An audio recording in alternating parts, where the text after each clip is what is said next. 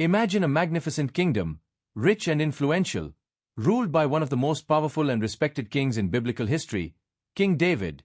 This kingdom, known as Israel, was located at the heart of a vital region in the Middle East, surrounded by nations that sometimes respected it, sometimes feared it. Israel was not only a militarily strong kingdom, but also a land blessed with a special connection to God, carrying a promise of prosperity for its people as long as they followed divine paths. David's reign marked a high point in the history of Israel. He was a man of courage, a popular hero chosen by God from a young age. His rise to the throne was marked by victories over the Philistines and by a series of events and challenges that proved his worth as a leader and servant of God. However, as a man, David was also subject to human weaknesses and temptations.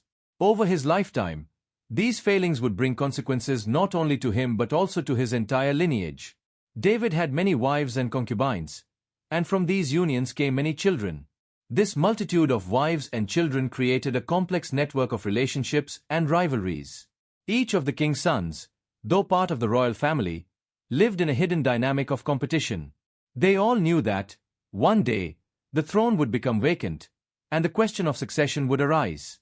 Among these sons were Amnon, the firstborn and natural heir, Absalom, known for his beauty and charisma, Tamar, one of the most admired women for her grace and kindness, and the young Solomon, the product of one of David's most controversial relationships, yet destined by God for an extraordinary future. However, beneath this surface of wealth, power, and glory, there were tensions that had yet to fully reveal themselves.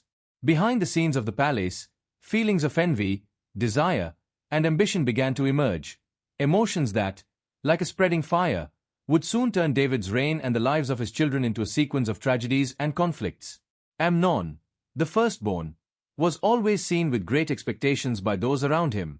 Inheriting a prestigious position from birth, he knew that his lineage placed him as the next possible successor to David.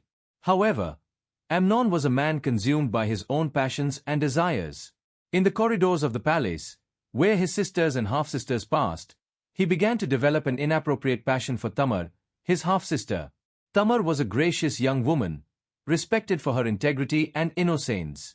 Although she was David's daughter, Tamar lived a more reserved life, following the customs of the women of her time.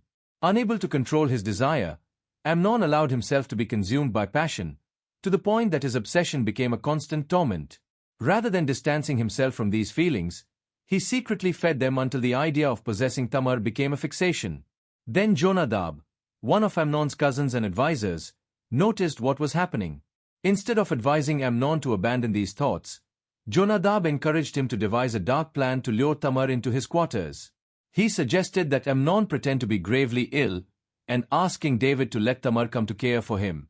Determined to move forward with his desire, Amnon accepted the suggestion and put the plan into action. David, unaware of the true situation, granted Amnon's request and sent Tamar to her brother's quarters. Tamar, in her innocence, accepted the task willingly, believing she was fulfilling her duty to care for a sick brother. Upon arriving, she began to prepare a meal for Amnon, not noticing his insistent looks. When Tamar approached Amnon to offer the meal, he grabbed her forcefully, revealing his intentions. The young woman, frightened and confused, tried to resist. With courage and dignity, she pleaded with Amnon not to commit such a disgrace, reminding him that such an act was shameful and would forever stain his reputation. However, Amnon, blinded by obsession and selfishness, ignored Tamar's pleas and violated her, completely disregarding the consequences of this vile act. After the incident, Amnon's feelings turned to aversion. His sick passion transformed into disdain, and he ordered her to leave his room immediately. Humiliated, devastated, and mourning what had happened to her, Tamar tore her garments and covered herself in ashes as a sign of her grief. Desolate, she sought refuge with her brother Absalom, who soon understood what had happened. Absalom, Tamar's brother and David's son, was a young man with a strong personality, marked by his sense of justice and loyalty to his family. Seeing his sister's pain, he vowed that he would not let Amnon's crime go unpunished. Despite his anger, Absalom kept control and decided to wait for the right moment to act, knowing that if he acted impulsively, he would put his own life at risk. When David learned what had occurred between his children, he was deeply outraged. He understood the gravity of Amnon's crime, but, for reasons that are not entirely clear in the biblical text, chose not to punish his firstborn. This inaction showed a failure on David's part to exert his authority as both father and king, ultimately intensifying Absalom's sense of injustice and outrage. For 2 years, Absalom hid his hatred, patiently waiting for the moment to exact retribution for the pain inflicted upon his sister. He knew that his opportunity would come, and his determination for vengeance only grew with the passing of time. 2 years after the terrible crime against his sister, Absalom finally saw an opportunity to carry out his revenge. He organized a great banquet in Baal-Hajar, near the border of Ephraim, and invited all of David's sons, including Amnon, to attend. Though the atmosphere was one of celebration, Absalom had carefully planned the event with the purpose of executing his retaliation. He instructed his servants to wait until Amnon was vulnerable, and when the moment came, to kill him without mercy. At that banquet, confident among brothers and friends, Amnon was relaxed, unaware that his brother was waiting to strike. Absalom, filled with accumulated hatred and pain, finally gave the order, and Amnon was killed, paying with his life for his crime against Tamar. The violence of the act and the way it was carried out caused great panic among David's other sons, who, fearing they might also be attacked, fled from Baal-Hajar and returned to the palace in Jerusalem to report to the king what had happened.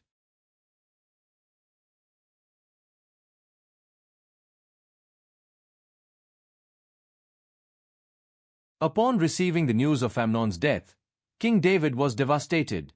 Amnon was his firstborn, the one who might one day inherit the throne of Israel.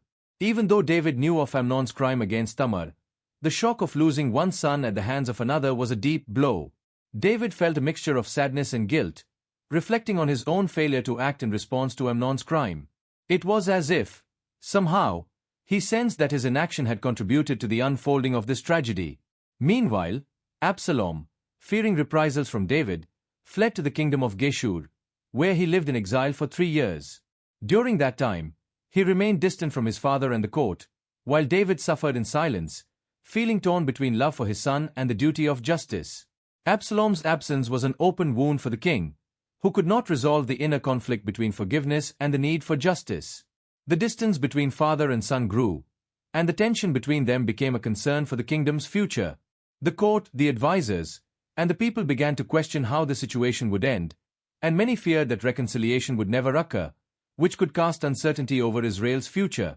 After 3 long years of exile, David's desire to see his son again prevailed. He allowed Absalom to return to Jerusalem, but even after his return, the king refused to meet him personally. This distance symbolized the weight of resentment David still bore, and the emotional barrier that had risen between father and son. Now back in the city, Absalom began cultivating his own circle of supporters. Knowing of his popularity among the people, he strategically positioned himself at the city gates, where he welcomed those seeking justice and royal audiences. With a charismatic and warm approach, he made himself accessible to the people, suggesting that, if he were king, justice and the people's well-being would be his absolute priorities. This growing popularity of Absalom generated a movement of sympathy and support around him. Many Israelites began to see him as an alternative to David, for he embodied the promise of a fair and compassionate ruler, committed to the people's welfare. Over time, Absalom's influence grew stronger, and he did not hide his desire for power. Absalom firmly believed he had a right to the throne, and would be a fairer and more compassionate king than his father. As he gained followers and support among the tribes of Israel, opposition to David's rule increased, and many began to question the king's authority and decisions. Finally, Absalom declared himself king in Hebron, a sacred and strategic city. Hebron held special symbolism, as it was the same city where David had been proclaimed king of Judah years earlier. By choosing Hebron, Absalom signaled his intent to directly challenge David's power in an act of open rebellion. Absalom knew that his decision to proclaim himself king would divide the kingdom, but he was determined to move forward, even knowing he would face his own father. Upon learning of Absalom's proclamation, David realized that his son's rebellion could place Jerusalem in grave danger. To avoid direct confrontation in the city and spare his people from bloody conflict, David made the difficult decision to abandon the palace and flee Jerusalem with his loyal followers. David's departure was a moment of profound sorrow for the king and for those who followed him. Once the great leader of Israel, he was now forced to leave the city he loved, betrayed by his own son. David's walk out of Jerusalem was marked by tears and lamentations, as he and his followers crossed the Kidron Valley and headed into the wilderness. From that moment, civil war between David and Absalom became inevitable. Both sides began preparing for confrontation, gathering their forces and organizing for a battle that would decide the kingdom's fate and Israel's future. The decisive confrontation between David's and Absalom's armies took place in the dense forest of Ephraim. This battle was marked by a series of ambushes and fierce skirmishes, as the forest hampered troop movement and made the terrain extremely dangerous. Although David had ordered his soldiers to spare Absalom's life, fate was cruel to his rebellious son. During the battle, Absalom, mounted on a mule, became entangled in the branches of an oak tree due to his long hair. Trapped and unable to escape, he was left vulnerable in the middle of the battlefield. Joab, commander of David's army, saw this as an opportunity to end the rebellion once and for all, and, contrary to David's orders, he killed Absalom, putting an end to the uprising. The news of Absalom's death devastated David. Upon learning that his son had been killed, he withdrew in deep mourning, crying aloud, "Absalom, my son, if only I had died in your place." This desperate cry echoed through the palace and throughout the kingdom, and his grief became a symbol of a father's pain over losing his son, even knowing he had rebelled. David recognized that Absalom's death was the tragic price of his own history of mistakes and sins. Absalom's disobedience and the resulting family conflict reflected David's own failures and the consequences of his choices over the course of his life. After Absalom's death, the kingdom returned to a state of peace, but David was never the same. The tragedies that befell his family and the conflict with his sons left a profound mark on his reign. The Bible recounts that, despite divine forgiveness, the consequences of David's actions remained in his lineage, and peace was never fully restored. The story of David and his sons is one of the Bible's most complex and layered narratives, teaching us about the repercussions of human choices and the importance of acting justly, especially within one's own family. Even as a king chosen by God, David faced the consequences of his failings, reminding us that every decision carries a price. If you have reached the end, we hope this reflection has brought a new understanding of the depth of the scriptures and the lessons on justice, repentance, and forgiveness. May God always guide us on our journey.